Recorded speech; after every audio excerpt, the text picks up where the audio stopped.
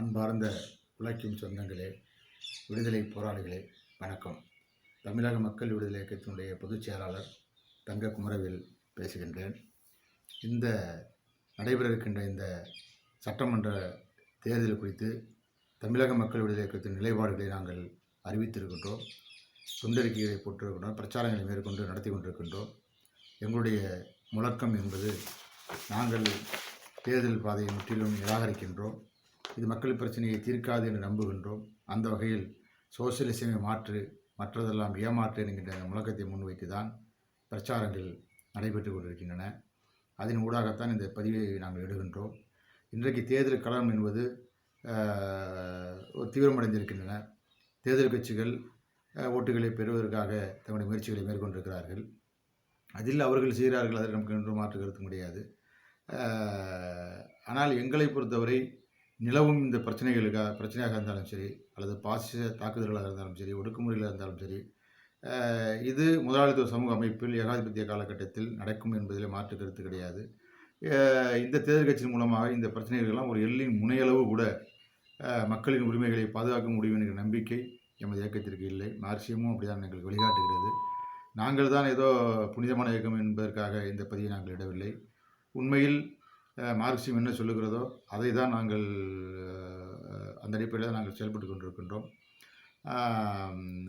இப்போ இன்றைக்கு அதில் பார்த்தோம்னு சொன்னால், தமிழகத்தில் இந்தியாவில் ஆட்சி செய்யக்கூடிய ஆட்சியாளர்கள் பல்வேறு முனை தாக்குதல்களை மாநில உரிமைகள் எல்லாம், இன்றைக்கு கல்வி, வேலைவாய்ப்பு உரிமைகளெல்லாம் பறித்திருக்கிறார்கள் என்பதிலே மாற்று கருத்தில்லை. ஒரு ஏகாதிபத்திய சார்ந்திருக்கக்கூடிய ஒரு முதலாளித்துவ ஆட்சி நிர்வாகம் என்பது இப்படி தான் செயல்படும் என்று தான் மார்க்சியம் சொல்லுகிறது. இது ஒரு தவிர்க்க முடியாத விஷயமாக பாராளுமன்ற அமைப்பு முறைக்குள் நெருக்கடிகளும் துன்ப துயரங்களும் தவிர்க்க முடியாத ஒன்று.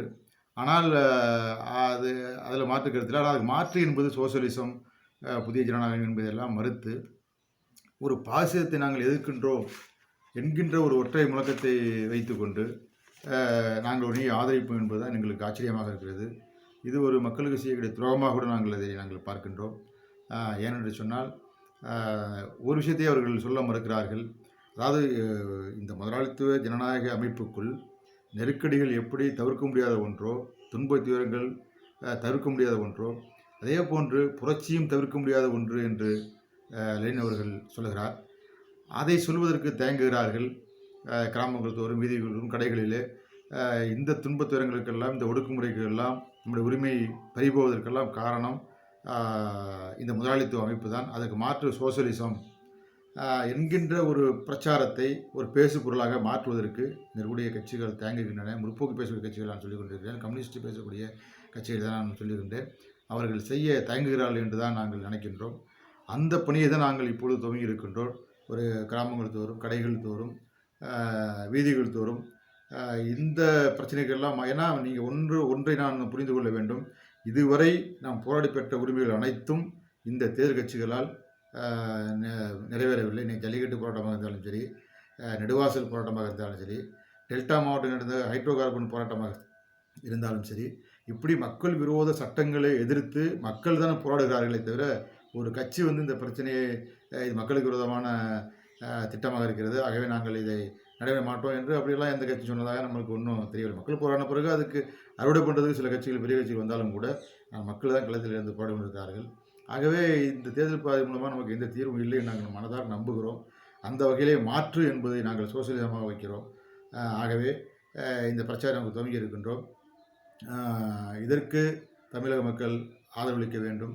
உறுதியாக நாம் நம்புவோம். ஏன்னா சமூகம் எப்பவுமே பின்னோக்கி வராது, சமூகம் எப்பவுமே முன்னோக்கி தான் நகரும் என்பதுதான் இயங்கியலுடைய விதி. அந்த வகையில் நிச்சயமாக மாற்றம் நிகழ்ந்தே தீரும். அது உழைக்கும் மக்களுக்கான அதிகாரம் என்கிற அடிப்படையில் நம்முடைய போராட்டங்களையும் சிந்தனை களங்களையும் ஒரு சோசியலிச சமூகத்தை படைப்பதற்கான போராட்டங்கள் தொடர்ச்சியாக பயணிப்போம் என்பதை கேட்டுக்கொண்டு